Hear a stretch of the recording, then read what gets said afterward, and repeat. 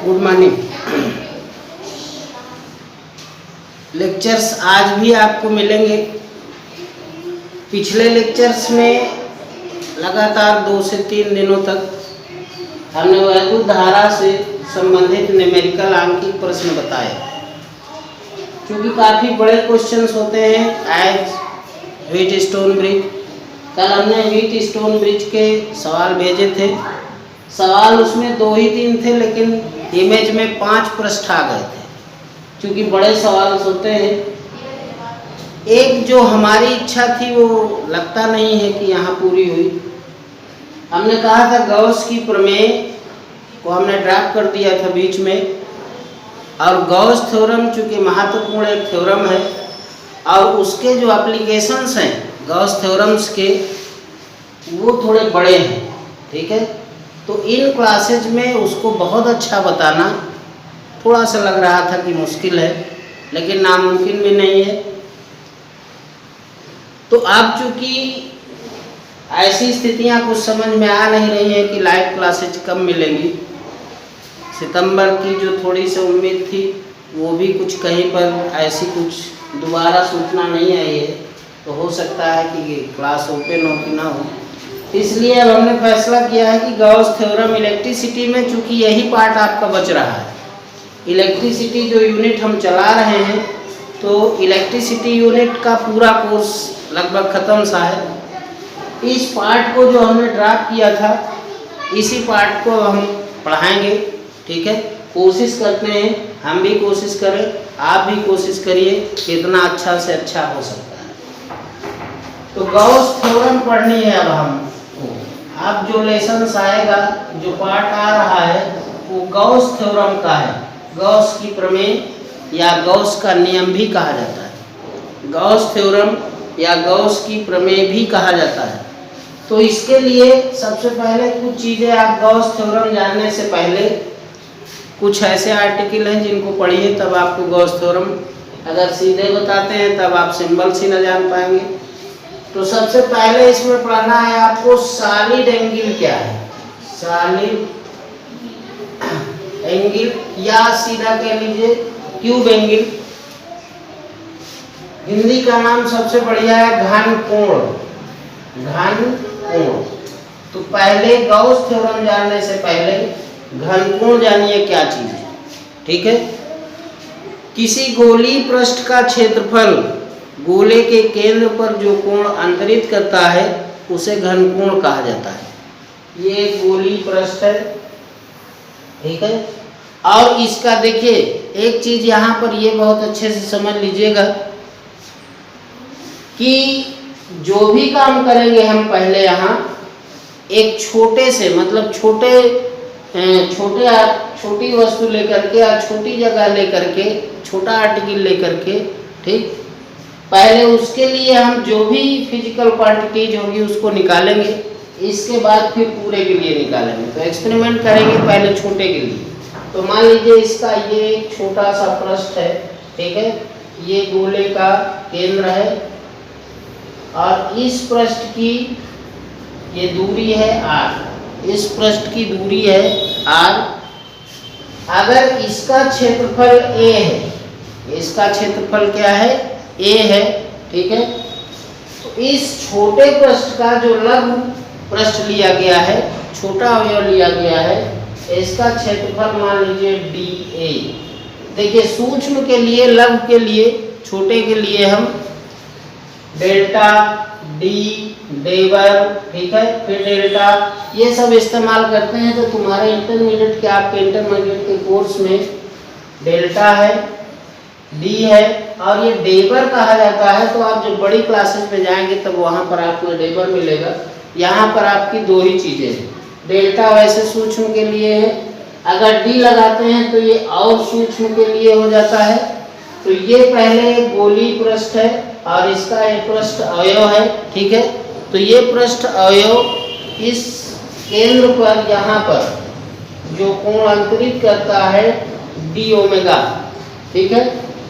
ये पृष्ठ गोले के केंद्र पर जो कोण अंतरित करता है उसे हम कहते हैं घन कोण, उसे कहा जाता है। इस पृष्ठ की दूरी केंद्र से r है और डी ओमेगा घन कोण बराबर होता है DA बटे आर स्क्वायर, DA बटे आर स्क्वायर। और चूंकि पहले इस छोटे से के लिए निकाला, इस पृष्ठ के लिए, लघु अवयव के लिए, अब आप पूरे के लिए निकालिए। तो चूंकि गोले का पृष्ठ DA बराबर होता है 4 पाई आर स्क्वायर, DA बराबर 4 पाई आर स्क्वायर, इसलिए D omega 4 pi R square बटे आर स्क्वायर ये निकाल लीजिए, तो आपका बचा 4 पाई डी ओमेगा। अतः गोले के केंद्र पर ये पूरा गोली पृष्ठ, संपूर्ण गोली पृष्ठ, ठीक है, 4 पाई स्टेरेडियन का कोण अंतरित करता है। घन कोण की वैल्यू कितनी होती है, एक लाइन का क्वेश्चन भी आता है। ये गोले के पृष्ठ पर, गोले के केंद्र पर इस गोली पृष्ठ के कारण जो पूरा कोण आता है घन कोण, उसकी वैल्यू होती है 4 पाई स्टेरेडियन, 4 पाई स्टेरेडियन। ठीक है, ये था आपका सॉलिड एंगल घन कोण। ठीक है, घन कोण डी ओमेगा बराबर DA बटे आर स्क्वायर। ठीक, किसी गोली पृष्ठ का क्षेत्रफल गोले के केंद्र पर जो कोण अंतरित करता है उसे घन कोण कहते हैं, इसलिए इसको बताना जरूरी था। या अगर इसको नहीं जानेंगे, डायरेक्ट इस थ्योरम में या आगे आपको कहीं घन कोण मिल जाएगा और उसकी वैल्यू अगर कहीं 4 पाई रखवानी है तो फिर आपके साथ समस्या आएगी। ये घन कोण है क्या, पहले तो ये सोचेंगे, और अगर घन कोण पता चला तो फिर ये भी पता होना चाहिए कि केंद्र पर कितना घन कोण होता है, 4 पाई स्टेरेडियन। ठीक, तो ये था आपका सॉलिड एंगल घन कोण। अब इसके बाद पढ़ेंगे, अभी गॉस थ्योरम से नहीं आई आपकी, गॉस थ्योरम के लिए थोड़ा प्रतीक्षा कीजिए। ठीक है, इलेक्ट्रिक फ्लक्स, इलेक्ट्रिक फ्लक्स सबसे महत्वपूर्ण आर्टिकल है ये। अगर आपको बहुत अच्छी सी गॉस थ्योरम जाननी है तो इस इलेक्ट्रिक फ्लक्स को बहुत अच्छे से जानना भी जरूरी है। जितना जरूरी है गॉस थ्योरम, ठीक है, उतना जरूरी है कि पहले आप इलेक्ट्रिक फ्लक्स भी जानिए। वैद्युत फ्लक्स जो पहली थ्योरेटिकल परिभाषा है, इसकी कई 3 परिभाषाएं हम बताएंगे। तो जिसमें पहली व्याख्यात्मक थ्योरेटिकल परिभाषा है, ठीक है, उसको पहले सुने। वैद्युत क्षेत्र में स्थित किसी काल्पनिक पृष्ठ पर वैद्युत फ्लक्स उस पृष्ठ से होकर गुजरने वाली बल रेखाओं की संख्या की माप है। ये आपकी सैद्धांतिक परिभाषा है। तो वैद्युत क्षेत्र में स्थित किसी काल्पनिक पृष्ठ पर वैद्युत फ्लक्स उस पृष्ठ से होकर गुजरने वाली बल रेखाओं की संख्या की माप है और इसे फाई ई से डिनोट किया जाता है, इसे फाई ई से डिनोट करते हैं। तो ये पहली आपकी थ्योरेटिकल परिभाषा है। फिर से सुन लीजिए, वैद्युत क्षेत्र में स्थित किसी काल्पनिक पृष्ठ पर वैद्युत फ्लक्स उस पृष्ठ से होकर गुजरने वाली बल रेखाओं की संख्या की माप है। जितनी बल रेखाएं गुजरती हैं, ठीक है, ये वैद्युत बल रेखाएं हैं, ठीक है, और इस पर एक पृष्ठ लिया गया। ये एक छोटा सा पृष्ठ लेते हैं, ये पृष्ठ है, ठीक है। इस पृष्ठ में इसका एक लघु पृष्ठ ये लिया और इसका क्षेत्रफल है DA, ठीक है, और पूरे पृष्ठ का क्षेत्रफल, ये वैद्युत बल रेखाएं हैं, वैद्युत बल रेखाएं,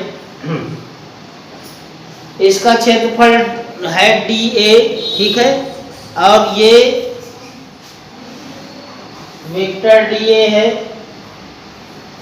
वेक्टर DA इसका पृष्ठीय क्षेत्रफल, वेक्टर में क्षेत्रफल है, ठीक है, और ये पूरे पृष्ठ का क्षेत्रफल है DA। माना पृष्ठ अवयव DA की स्थिति पर वैद्युत क्षेत्र वेक्टर E है। अतः जरा दूसरी परिभाषा, पहली परिभाषा तो वैद्युत बल रेखाओं की संख्या की माप है और दूसरी परिभाषा है वेक्टर E, समझिएगा ध्यान से, वेक्टर DA और वैद्युत क्षेत्र और ये जो छोटा सा पृष्ठ लिए हैं, ठीक है, इसके स्केलर गुणन, ठीक है, इसका स्केलर गुणन होता है, पीछे स्केलर गुणन फर्स्ट पेपर में पढ़े हुए हैं, ठीक है। वेक्टर ई डीए, इन दोनों का जो स्केलर गुणन होता है, स्केलर गुणन और वेक्टर गुणन वेक्टर में पढ़े हैं फर्स्ट पेपर में, इसे कहा जाता है पृष्ठ अवयव से होकर गुजरने वाला वैद्युत फ्लक्स। ये भी आपकी मैथमेटिकल परिभाषा है, vector E dot vector DA, ठीक है। ये छोटे से इस भाग के लिए है। देखिए मैंने पहले ही बताया है कि गॉस थ्योरम्स थोड़ा इस सिस्टम से पढ़ना थोड़ा सा मुश्किल होगा, ठीक है। प्रयास कीजिए, कई बार वीडियो सुनिएगा, कई बार उसको पढ़िएगा, इसीलिए मैंने इसको ड्रॉप किया था, सोचा था लाइव क्लास में ज़्यादा बेहतर होगा, लेकिन पढ़ाना पड़ रहा ऐसे ही। ये पूरा पृष्ठ है, ये वैद्युत बल रेखाएं हैं और इसका एक छोटा सा टुकड़ा, ठीक है, छोटा सा टुकड़ा लिया है, ये वैद्युत बल रेखाएं हैं वेक्टर में। तो पहली परिभाषा मैथमेटिकल है, ठीक है। पृष्ठ अवयव डीए की स्थिति पर वैद्युत क्षेत्र वेक्टर ई है, अतः स्केलर गुणन वेक्टर ई डॉट डीए उस पृष्ठ से होकर गुजरने वाला वैद्युत फ्लक्स है। ये vector E dot vector DA, ठीक है, केवल इस अवयव के लिए है। अब अगर संपूर्ण पृष्ठ के लिए निकालें, ठीक है, तो संपूर्ण पृष्ठ के लिए वैद्युत फ्लक्स पाई ई बराबर vector E dot vector DA.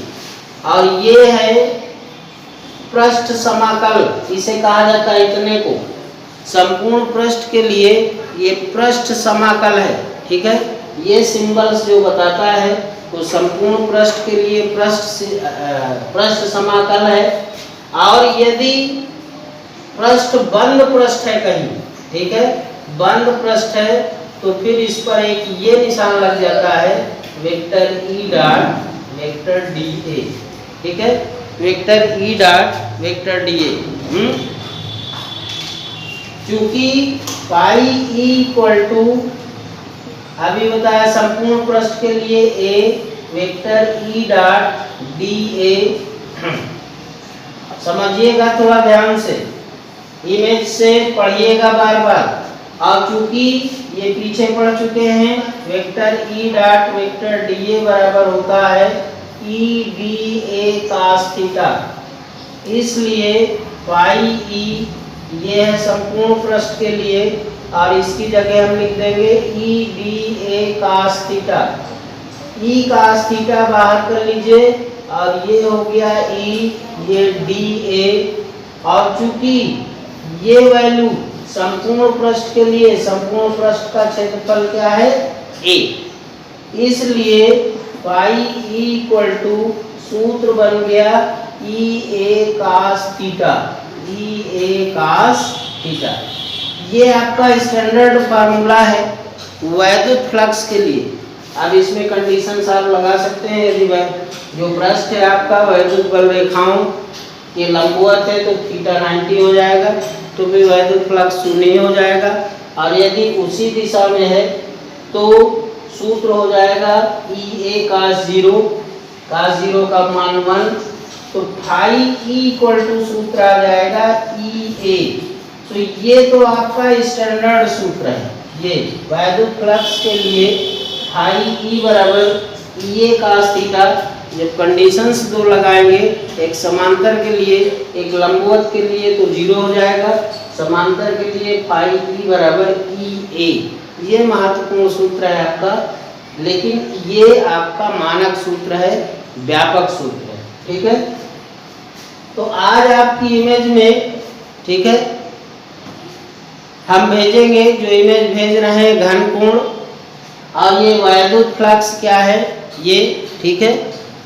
तो इसको जितना वीडियो में आप समझ सकते हैं पूरा प्रयास कीजिए, उसको पहले सुनिए, कई बार वीडियो को सुनिए और फिर इसको नोट्स बनाइए, तो मुझे विश्वास है निश्चित रूप से आपको आ जाएगा, ठीक है। इसके बाद अगली कक्षा में जब अगली क्लास होगी तो फिर गॉस थ्योरम बताएंगे, उसके एप्लीकेशंस बताएंगे, हम पूरा प्रयास कर रहे हैं, आप भी पूरा प्रयास कीजिए। धन्यवाद।